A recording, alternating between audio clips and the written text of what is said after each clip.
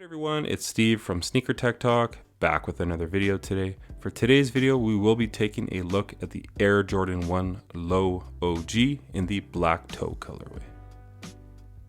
Alright, so just getting things started, I do just want to run through the overall colorway of this shoe and kind of what you're getting as far as the midsole, outsole, and the overall colorway. So starting at the bottom of the shoe, as you can see, these are dirty. I have worn them once or twice, but you do get that red outsole at the bottom and the white midsole.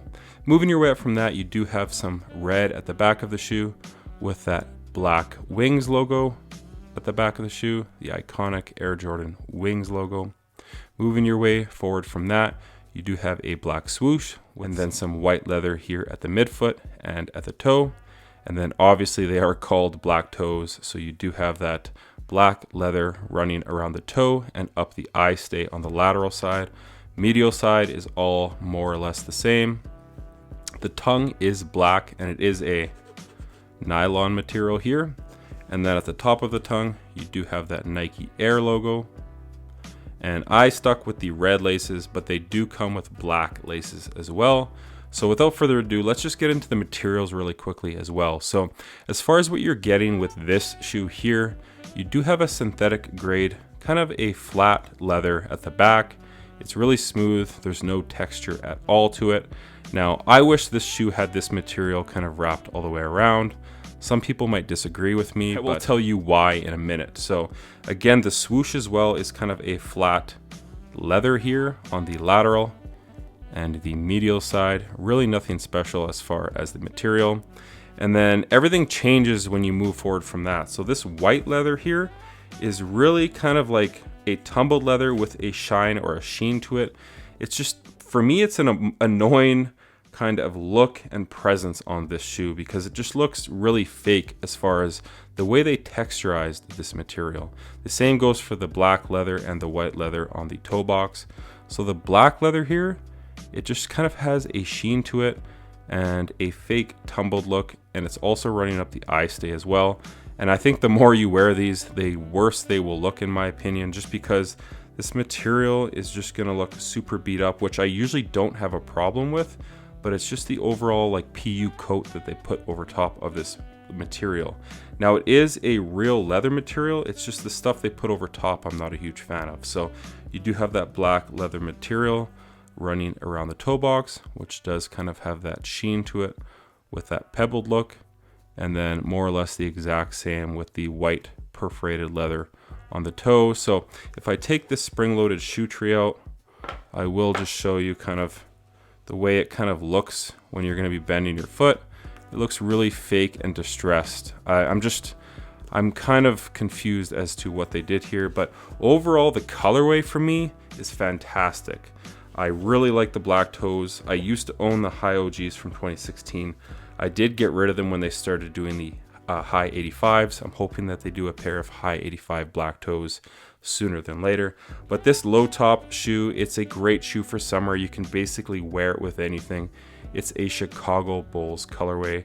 Let me know down in the comments if you guys pick these up. It seems like a ton of people are actually sleeping on this colorway as far as the low OGs.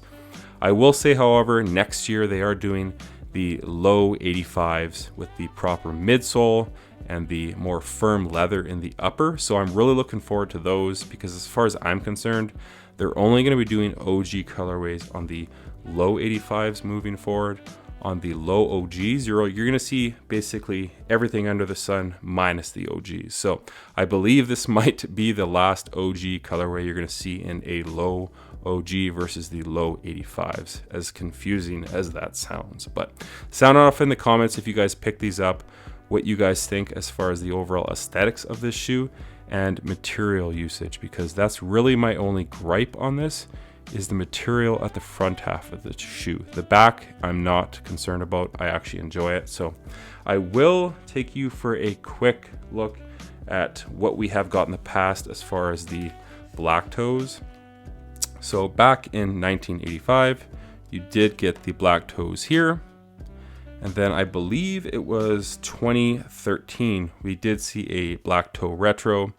And then 2016, we did get another black toe retro high OGs. And then here in 2023, we are seeing the low OGs. And I really enjoy this shoe. It doesn't have the OG features that I would like back from 1985 with the different texturized midsole, the proper larger swoosh, and just the more raw, thicker grain leather. But I still think this is a great wear and something that I can beat up and not be too concerned about. But when they do start doing those low 85s, I will be looking forward to that greatly. But let me know down in the comments what you guys think of these. As always, I will have an on-foot portion of this colorway at the end of the video. And just let me know what you guys think as far as how this release went, because it does seem like as far as the price goes, it's hovering just above retail, which I think is great. I didn't get these for retail because I just wasn't too concerned about grabbing them on a release date. I didn't even think I wanted them. And then I did see a pair at a local mall that was not my size. And then I think I paid $20 over retail. So I'm really not mad at with what I paid for my purchase price as far as this colorway goes. But again, just sound off in the comments what you guys think of this colorway, and if you guys will be excited in the future if they do bring out a high 85 in the black toe. As far as the cushioning goes in the Air Jordan 1 low OG and or just the Air Jordan 1 high OG altogether, it does have a encapsulated air sole unit at the back portion of the shoe, and then you do have this rubber cup sole that does not have any compression. So for me, for a couple hours of use as far as the cushioning goes, I'm really not bothered at all. But if I'm gonna be up on my feet for about 8 or 10 hours in a pair of shoes, I don't think this is a shoe I would be wearing for that long. But you know, kind of running some errands for a couple hours, I don't mind the overall cushioning setup.